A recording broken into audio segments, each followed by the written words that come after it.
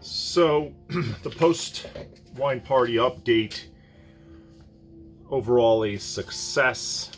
The wines were interesting. The reactions to some of the wines were interesting.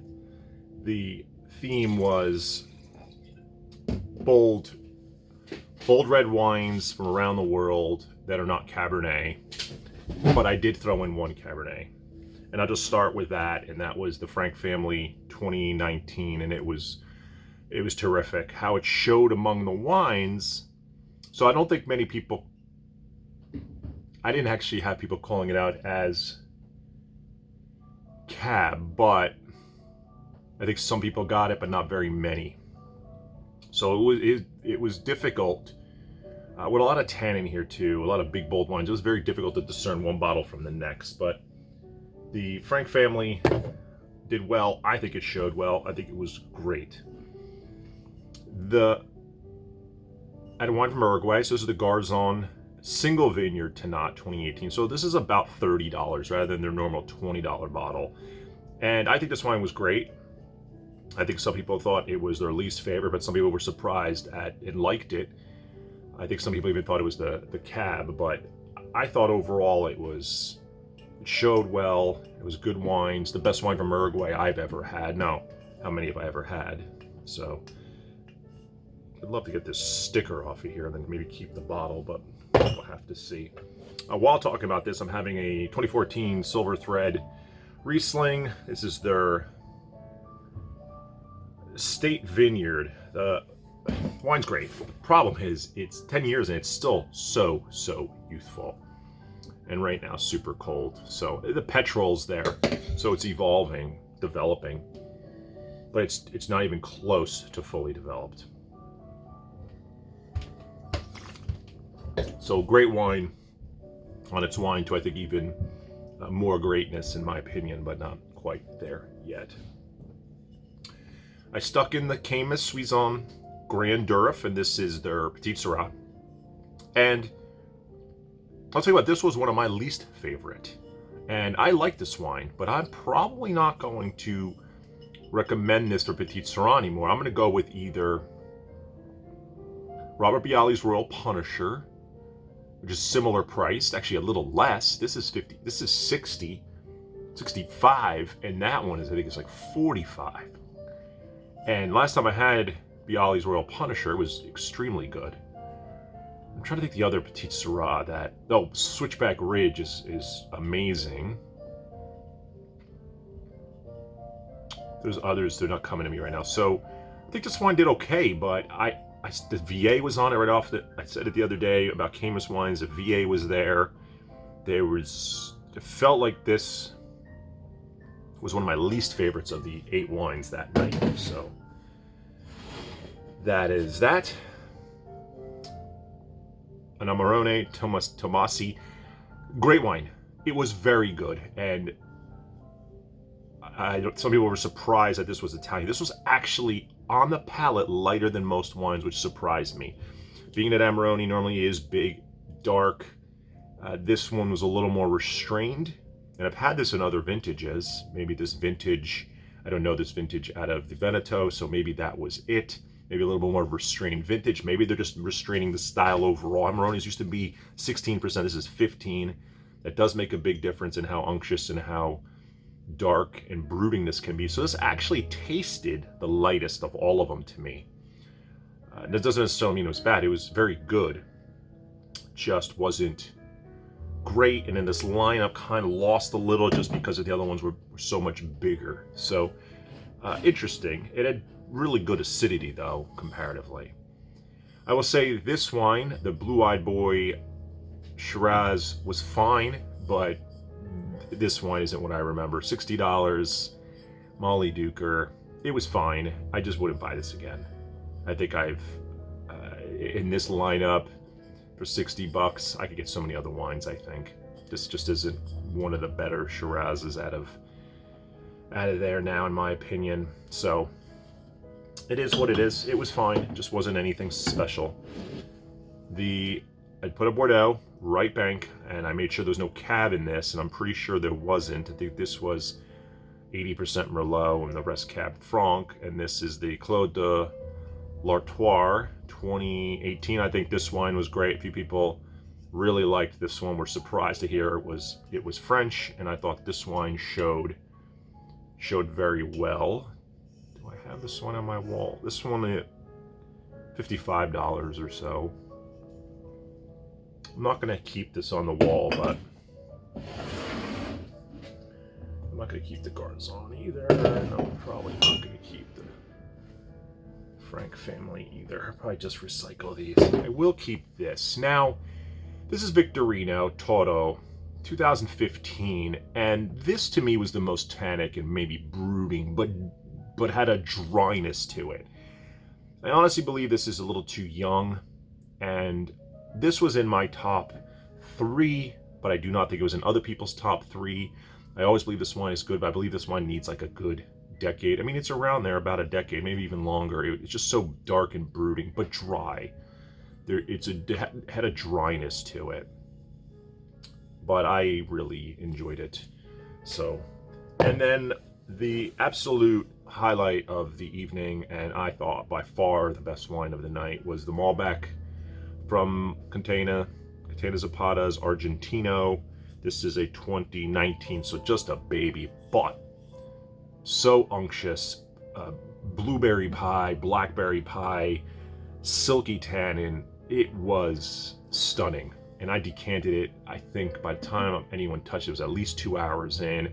It absolutely sang. I tasted them all up front, make sure the thing was corked, and this one just got so much better over the night. I drank more of this than anything else. Yeah, ironically, it's $100. It doesn't mean at the highest price. Oh, the Victorino was $75, and doesn't mean at high price wins, but I'm a big fan of this wine. It's the 3rd time I've had this, and 5 out of 5 every time I've had it. So truly a tremendous wine, and that's my favorite Malbec I've ever had. So that is saying something.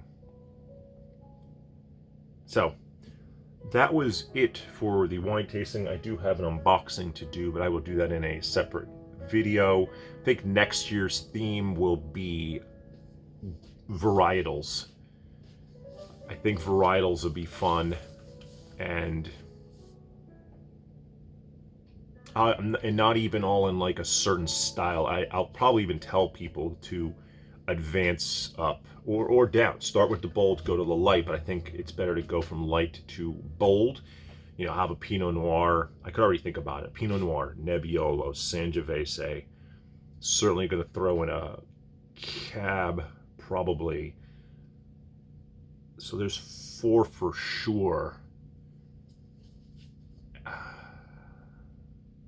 And then it'll be interesting from there what other. I want to do 8 total. So do I toss some Merlot in there to kind of be a curveball to the Cab? Maybe a Syrah. Probably definitely need a Syrah. I will definitely not be doing probably do a Syrah from California or maybe Washington State. Maybe the Cab will be Washington State. Syrah from California. Some good producer. Just look at my wall here of some ideas, but Grenache possibly. Could do a Spanish Grenache. Could do a Mourvedre, because that'll be hard to distinguish. You know, the boldness of a Mourvedre done right can match up to the boldness of a Cab. The Petite Syrah this year, so maybe I don't do a Petite Syrah unless I choose to get a bigger, bolder wine to throw another curveball for the Cab lovers. A lot of options. It's going to be red but focused again, but a lot of different options there for the grapes, and having everybody choose the varietal. I'll have to think about it more. I have a whole year to plan out the format, the game, and the wines. I guess I could even throw some blends in there and even say that this wine is a blend. Do like a Southern Rhone blend. I'd love to put a Northern Rhone Syrah, but I don't know if people would appreciate it because of the feral nature to it. Yeah, maybe not. If I'm going to do a Syrah, it'll be California, New World. Certainly there's Chilean, if I could find a better quality, I'll probably do Zuccardi's Concreto. I could see myself putting Zuccardi's Concreto in there for a $35 bottle. Malbec, I think it's the purity of Malbec is in that bottle. I think that one actually would be an easy one. For Sangio, there's a lot of options. I'm pretty sure I'll go Brunello. I want the purest form of a Sangio I can find, and at a high quality. Nebbiolo could go a lot of routes. Barolo Barbaresco will probably be where I land.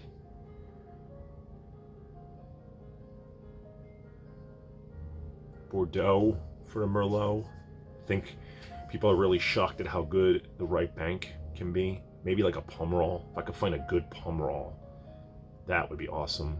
Merlot heavy. If I could even find like a near 100% Pomerol, that'd be really good.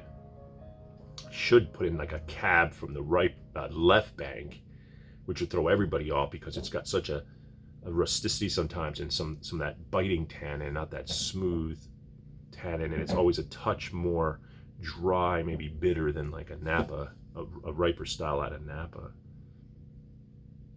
A lot of options, a lot of directions to go.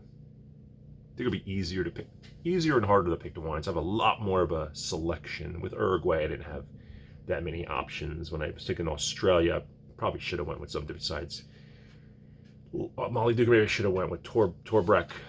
Probably would have been a better route. Wine in that $60 range from Torbreck. And then if I had if I could have found the Pialuni, Montepulciano d'Abruzzo, or the Lumen, there's a few from Illuminati that Montepulciano d'Abruzzo that I think are great and big and bold. Could have went with an Aglianico too, like Titolo. So the Amarone just was not as bold. So in this tasting, I think a bolder Montepulciano d'Abruzzo or an Aglianico would have blended better and just been more on par with the tannin and the body of all these wines. So, but I won't do an Amarone again, obviously. Oh, Tempranillo. I'll have to do a Rioja. Absolutely have to do a Rioja. I think the first year I did the Muga Special Selection, I could go with the Piscina Gran Reserva, which I have, and try that and see if that's good. And that's in the $40 range. That would really fit. That would fit really well if that wine is as good as I'm hoping it will be. But there's tons of Riojas, and they're not too difficult to find in New Jersey. All right, that is enough. That ends the Wine Party 2024 debriefing. And as a preface preview to 2025. Have a good night.